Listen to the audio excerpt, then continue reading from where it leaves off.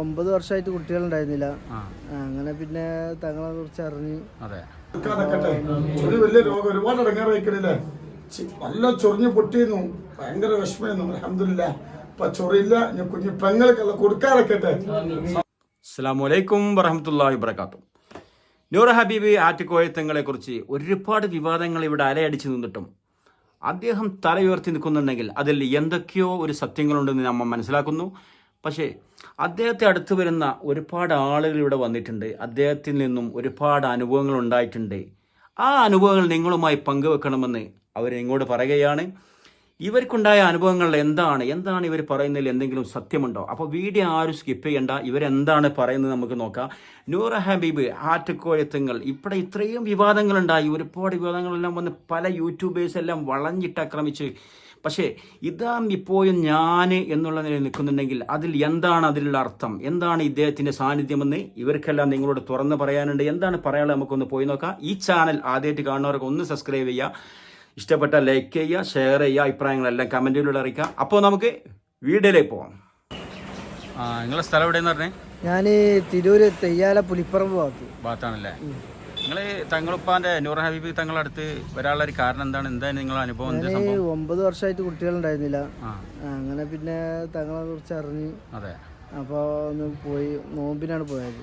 അങ്ങനെ പോയി കാര്യങ്ങളൊക്കെ സംസാരിച്ചു. പോയി കാണും. അവിടെ പോയി അങ്ങനെ കാര്യങ്ങളൊക്കെ സംസാരിച്ച് അപ്പോൾ തങ്ങൾ ശരിയാവും, ഇൻഷാ അല്ലാഹ് ഉടനെ ഉണ്ടാവും എന്നൊക്കെ പറഞ്ഞ്. അങ്ങനെ ഇപ്പോ ഒരു 3 മാസം കഴിഞ്ഞപ്പോ അവിടെ പോയിട്ട് കാര്യങ്ങളൊക്കെ ചെയ്യാണ്ടായിരുന്നു. പിന്നെ ഓരോന്ന് ചെയ്യാനൊക്കെ ഉണ്ടായിരുന്നു.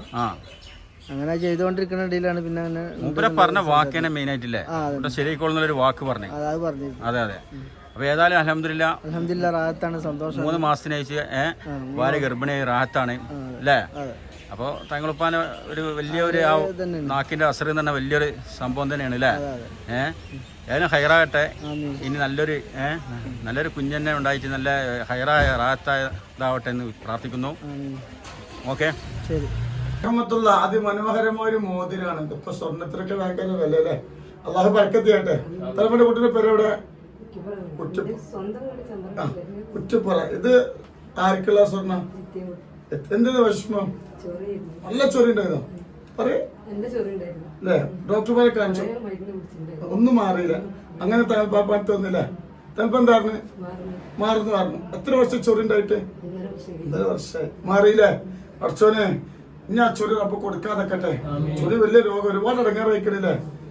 നല്ല ചൊറിഞ്ഞ് പൊട്ടിയിരുന്നു, ഭയങ്കര വിഷമായിരുന്നു. അൽഹംദുലില്ലാ ഇപ്പൊ ചൊറിയില്ല. ഞാൻ കുഞ്ഞു പെങ്ങൾക്കല്ല കൊടുക്കാറൊക്കെ. സന്തോഷം അല്ലാഹു നൽകട്ടെ. ഈ സ്വർണ്ണ നാളെ ആഖിറത്തൊക്കെ ഉപകരിക്കുന്ന ഒരു അമലായി അല്ലാഹു സ്വീകരിക്കട്ടെ. സലാത്തിന്റെ പവറാട്ടല്ല, നമ്മളെ കറാമത്തൊന്നുമില്ല. ഇനി അല്ലാഹു താൽപ്പാട്ട് കുട്ടിക്ക് തരൂല കേട്ടാ. ശരി. താത്താന്റെ വീടോടെ? ചാത്തരങ്ങാടി.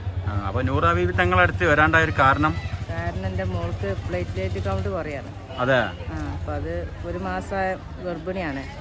അന്നാണ് തുടക്കത്തിൽ കണ്ടത്. അന്ന് മജ്ജ കുത്തിയിട്ട് ടെസ്റ്റ് ചെയ്യണമെന്ന് പറഞ്ഞു. അപ്പൊ തങ്ങളടുത്ത് വന്ന് പറഞ്ഞപ്പോ തങ്ങൾ പറഞ്ഞു അതൊന്നും വേണ്ടാന്ന് പറഞ്ഞു. ഇപ്പൊ 8 മാസം കഴിഞ്ഞു. വലിയ ഇതല്ലേ, എക്സ്പെൻസ് അല്ലേ അതിനല്ലേ, ഇഞ്ചക്ഷനും കാര്യത്തിനൊക്കെ. പിന്നെ ഇപ്പൊ ഈ 7 മാസം കഴിഞ്ഞതിന് ശേഷം കൗണ്ട് പറ്റ കുറവായി. 6 യൂണിറ്റ് കയറ്റി. അപ്പോഴും പറഞ്ഞു 1 ലക്ഷം റുപ്യന്റെ സൂചി വെക്കണം എന്ന് പറഞ്ഞു. അപ്പൊ പിന്നെ അപ്പോഴും ഞാൻ തങ്ങളുപ്പാനെടുത്ത് മേലെക്കൊടക്കാട്ട് പോയി പറഞ്ഞു. തങ്ങളുപ്പ പറഞ്ഞു അതൊന്നും വേണ്ട, അതൊന്നും ഉണ്ടാവില്ല എന്ന് പറഞ്ഞു. ഇപ്പോഴും പിന്നെ 2ാമതും കൗണ്ട് കമ്മിയായിട്ട് കൊണ്ടുപോയി. ഇപ്പൊ 4 ദിവസം അഡ്മിറ്റ് ആക്കി ഇപ്പൊ വന്നിട്ടുള്ളൂ. അപ്പോഴും 1 ലക്ഷം റുപ്യ സൂചി നാളെ വെക്കണം എന്ന് പറഞ്ഞു. അപ്പോഴും ഞാൻ സലാത്തുൽ പാർട്ടി നേർച്ചാക്കി ചെല്ലി അവളെ കൊണ്ട് 313 ചെല്ലിച്ചു. പിന്നെ പിറ്റേന്നേക്ക് കൗണ്ട് കൂടി. അതുപോലെ പിന്നെ പൊയ്ക്കോളി പറഞ്ഞു. ഇനി പ്രസവത്തിന്റെ ടൈമില് വെക്കേണ്ടി വരും പറഞ്ഞേക്കണം. അന്ന് വെക്കാം, ഇപ്പൊ ഇനി വെക്കണ്ട, അപ്പൊ അങ്ങനെ നിന്നോട്ടെ, ഗുളികമ്മ പൊയ്ക്കോട്ടെ എന്ന് പറഞ്ഞേക്കാണ്ട് ഡിസ്ചാർജ് ചെയ്ത് വന്നിട്ട് 4 ദിവസം ആയിട്ടുള്ളൂ. അപ്പൊ പിന്നെ ഇനിയിപ്പോ പ്രസവം ജൂൺ 26-ാം തീയതിക്കാണ് ഡേറ്റ് പറഞ്ഞേക്കേണ്ടത്.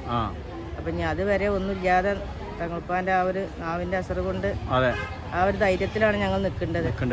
തങ്ങളിപ്പ പറഞ്ഞേക്കണല്ല വേണ്ടാന്ന്. ഏതായാലും തങ്ങളുപ്പാന്റെ അടുത്ത് വന്നിട്ട് നിങ്ങൾക്ക് പുരോഗതി ഉണ്ടായിട്ടുള്ളൂ. ഞാൻ 4 വർഷമായി വരൽ തുടങ്ങിയിട്ട്. പല സംഭവങ്ങളും തങ്ങളിപ്പ എന്ത് കാര്യം പറഞ്ഞേക്കണേ അത് അതുപോലെ തന്നെ ഇതുവരെ നടന്നിട്ടുള്ളൂ. അതേമാതിരി ഇതും റാഹത്താവട്ടെ. ആ നാക്കിന്റെ ഒരു അസറ് എന്ന് പറഞ്ഞ ചില്ലറല്ലല്ലോ. പിന്നെ മോന്റെ കല്യാണം ശരിയാവായിട്ട് വന്ന് പറഞ്ഞു. അപ്പൊ മോനെ അങ്ങനെ കാണിച്ച് ഭയങ്കര ഒരു സുന്ദരനാണല്ലോ, അതുപോലത്തെ ഒരു സുന്ദരനെ തന്നെ എനിക്ക് കിട്ടും ചെയ്യുന്ന, അതുപോലത്തെ ഒരു സുന്ദരനെ തന്നെ കിട്ടും ചെയ്തു. അൽഹംദുലില്ലാ. ആഗസ്റ്റ് 17-ാം തീയതിയാണ് കല്യാണം. അപ്പൊ അത് കഴിഞ്ഞിട്ട് ഇവിടെ ഭക്ഷണം കൊടുക്കാനൊക്കെ നേർച്ച ചേർന്നിട്ടുണ്ട്. ആയിക്കോട്ടെ ഏതായാലും ഹൈറാക്കട്ടെ. ഇത് റാത്തായി തരണം. അതായിക്കോളും. തങ്ങളിപ്പോ പറഞ്ഞ മാതിരിയാണ്, അതിന്റെ വാക്കിനൊരു ഫലമുണ്ട് കേട്ടാ. എന്നായിക്കോട്ടെ.